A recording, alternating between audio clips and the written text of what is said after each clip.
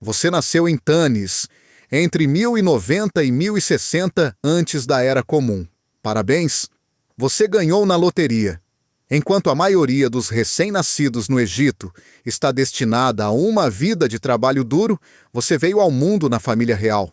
Esse segredo ficou escondido por milhares de anos, já que as vidas dos faraós eram frequentemente envoltas em mistério. Sua chegada é celebrada com rituais, sacerdotes entoando orações e oferendas aos deuses. Sua mãe, a rainha, está ocupada demais com os deveres reais para lidar com suas fraldas. Então, você é entregue a amas de leite que fazem toda a verdadeira criação. Para você, a empregada pode ser sua mãe de verdade. Só porque você é da realeza, não significa que é especial. Pelo menos ainda não. Seu pai, o faraó, tem muitas esposas, e cada uma delas está ocupada dando a ele mais filhos. Um ano após seu nascimento, chega outro menino. E só ontem, surpresa, mais um. Mães diferentes. Mesmo faraó. Aqui está o detalhe. Ser real não é só sobre luxo, é uma competição. Todo dia é uma audição para o maior papel do Egito, futuro faraó. O segredo que apenas a família real sabia é que suas chances não são boas. Você tem 2 irmãos mais velhos à sua frente, e spoiler, eles não gostam de você. Quando você completar 4 anos, será enviado para a escola de príncipes. Brincadeira? Nunca ouviu falar disso. Enquanto outras crianças estão ocupadas brincando com brinquedos. Você está afundando em matemática, língua, história e geometria. Basicamente, tudo com que os adolescentes de hoje ainda lutam. Mas desculpe, sem desculpas. Você é um príncipe real, o que significa que todos esperam que você seja um gênio. Aos 14 anos, você avança para o verdadeiro desafio: estratégia militar, governança e direito. É aqui que as coisas ficam sérias. Não se trata apenas de balançar espadas como um herói de ação. Você está aprendendo a conquistar cidades inteiras com o mínimo de baixas e, mais importante, sem levar uma flechada no olho. Então, um dia seu pai faz um anúncio que abala todo o Egito. Adivinha? Você acaba de ser nomeado herdeiro do trono. Espera, o quê?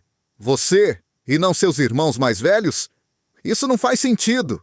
Normalmente é o primogênito, ou pelo menos o segundo que recebe a coroa, não o terceiro filho aleatório. Então, o que aconteceu?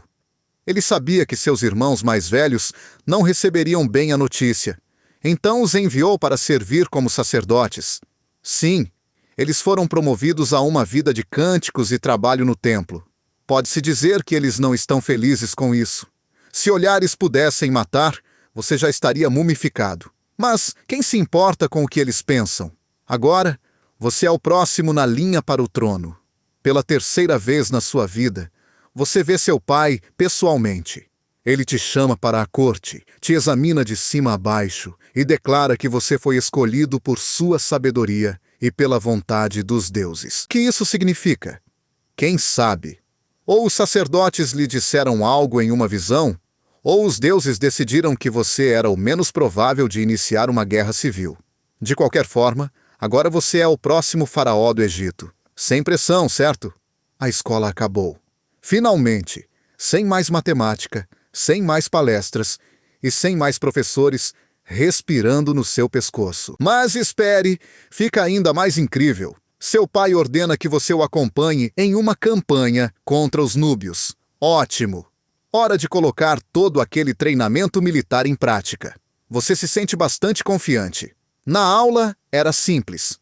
Os condutores de carruagens atacam por este ângulo. Os arqueiros por aquele ângulo. Fácil, certo? Sim, não. Sua primeira batalha real te dá uma dura lição. Acontece que a guerra não é apenas linhas em um mapa e estratégias em um pergaminho. É brutal, sangrenta e aterrorizante. Você mal sobrevive ao seu primeiro confronto. E a maioria dos homens que você estava liderando para cortar a retirada dos núbios está morta, assim, do nada. De repente, todos aqueles livros didáticos parecem uma grande farsa. Depois desse desastre, você passa a maior parte do tempo de volta ao Palácio Real, seguindo seu pai. Você rapidamente percebe que ser faraó não é só sobre usar uma coroa legal. É um dia de trabalho de 18 horas, todos os dias até a morte. Não há pausas, não há férias e definitivamente não há aposentadoria. O único momento a sós que seu pai tem é quando está dormindo, e mesmo assim, não realmente, considerando que sempre há guardas do lado de fora de sua câmara e concubinas em sua cama. Então, chega seu 21º aniversário. Normalmente, isso seria um motivo para celebrar. Mas, para você, significa apenas uma coisa: casamento. E não é com qualquer um. Não, você vai se casar com sua irmã. Isso mesmo, você ouviu certo. Sua própria irmã. Você gosta dela? Não importa. O amor não é necessário. O objetivo aqui é simples: manter a linhagem real pura. Se isso te faz sentir melhor, você pode ter quantas concubinas quiser. Então, enquanto o amor é opcional, o dever não é. O casamento é extravagante, luxuoso e exagerado, com comida por toda parte, visitantes de todo o Egito e pessoas fingindo que isso não é a coisa mais estranha de todas. Mas, ei, pelo menos a festa foi divertida. Anos depois, seu pai se junta a seus ancestrais. Ele parte para a vida após a morte. Seu sepultamento é nada menos que luxuoso e exagerado. Depois de tudo, ele foi o único governante do Egito inferior e superior, e o representante vivo dos deuses. Então, claro, seu funeral é grandioso o suficiente para falir um pequeno reino. Mas, enquanto os sacerdotes estão ocupados entoando cânticos e os que estão de luto estão chorando, você tem algo mais em que pensar. Sua hora chegou. No momento em que o sepultamento termina, a próxima coisa na lista de afazeres reais é sua coroação. E não há tempo a perder. Aparentemente, toda a estabilidade do Egito agora repousa sobre seus ombros. As cerimônias duram dias, com rituais intermináveis, cânticos e tantas oferendas aos deuses que você perde a conta. Mas, no final de tudo, parabéns. Você é oficialmente o faraó. E qual é a primeira coisa com que você se depara? Problemas financeiros. Seu casamento, o sepultamento absurdamente caro do seu pai e as últimas atualizações militares deixaram o tesouro do Egito mais seco que o deserto. Seu pai foi um grande governante, claro, mas também era um grande gastador. E agora você precisa lidar com a bagunça financeira que ele deixou. E adivinha quem está de olho em cada movimento seu?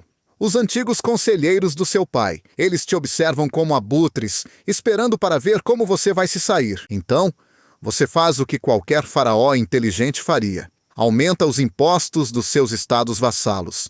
No começo, isso vai tão bem quanto você poderia imaginar. Resmungos, reclamações e sussurros de rebelião. Mas você não está aqui para ser bonzinho. Você reprime a dissidência, lembrando a todos quem é o verdadeiro chefe. Alguns reis desobedientes perdem a cabeça, e assim, os resmungos param. Você os substitui por fantoches que sabem ouvir. Problema resolvido. O Egito permanece sob controle. Mas ser faraó não é só jogar o jogo de fazer reis. É um trabalho constante.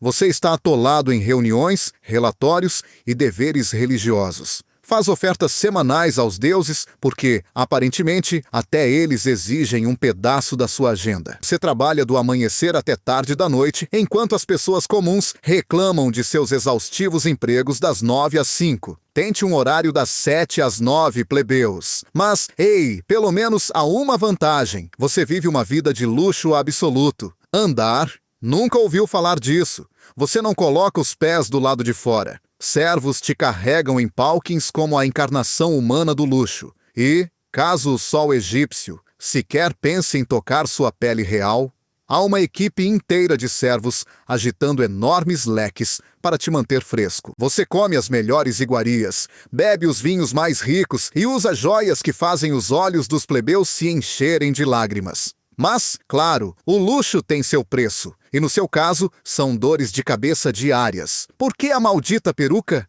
No Egito, perucas não são apenas moda. São um símbolo de status. Quanto maior e mais extravagante a peruca, mais poderoso você é. E como você é o governante supremo do Egito, recebe a maior, mais extravagante e absurdamente exagerada peruca que existe. Ela pesa cerca de 4 quilos e todos os dias transforma seu crânio em um pesadelo pulsante. E se isso não for suficiente, vamos falar das correntes de ouro. Elas são tão pesadas que poderiam ser um segundo emprego. Mas ei, elas fazem as pessoas te respeitarem. Claro, é bom ser faraó, mas você não se importaria de trocar de lugar com um plebeu de vez em quando? A pressão de governar é insuportável. Uma decisão errada e milhares podem morrer. Os anos passam e você se torna mais sábio, mais afiado, mais forte. Aprendeu a manter os sacerdotes felizes para que não virem os deuses contra você. Sabe quais leis aprovar e quais vão provocar revoltas. O mais importante, você até descobriu como se divertir, como distrações para não perder a cabeça sob o peso esmagador do trono. Mas então, a idade chega. A força que você tinha está se esvaindo. Subir em um cavalo parece escalar uma pirâmide. A dor nas costas é uma batalha diária. E você depende cada vez mais de remédios só para continuar. Ser faraó não vem com um plano de aposentadoria. Como seu pai antes de você, agora você tem um verdadeiro exército de filhos. Todos potenciais herdeiros. E agora é sua vez de fazer as escolhas impossível. Você não os vê muito, mas isso não impede que os ame, pois de muito pensar, você escolhe seu filho mais velho como herdeiro. Agora você observa enquanto ele passa por tudo que você um dia viveu. As lutas, as responsabilidades, a pressão sufocante. E você finalmente entende por que seu pai parecia tão cansado o tempo todo. Então, uma manhã, você se dirige ao templo para o festival Ipete com sua escolta real. Deveria ser apenas mais um dia de rituais, procissões e mostrar aos deuses o quanto o Egito te ama. Mas então, o caos. De repente, alguns dos seus próprios guardas se voltam contra você. Lâminas brilham, gritos preenchem o ar, e antes que você consiga processar o que está acontecendo, uma briga generalizada irrompe bem na sua frente. Traidores. Seu instinto entra em ação. Você pede uma espada, e no momento em que ela está em suas mãos, a memória muscular assume o controle. A idade enfraqueceu seu corpo, mas não sua habilidade. Cada golpe é preciso e mortal. Resultado de anos de guerra e sobrevivência. Mas são muitos. Um a um eles derrubam seus guardas e servos restantes. E assim, você fica sozinho. Ofegante, você analisa os rostos deles, frios, calculistas, impiedosos. Você trava o olhar com o líder e pergunta: quem te mandou? Ele sorri. Seus irmãos e tios disseram que deveríamos dar um alô. Então, ele crava uma espada diretamente em seu peito. Você sente o calor do seu próprio sangue escorrendo. O mundo se inclina enquanto você desaba no chão. Sua visão fica turva e sua vida escapa. Deitado ali, você percebe seu erro. Você presumiu que seus irmãos ainda não queriam sua morte. Grande erro. Mas o arrependimento não adianta agora.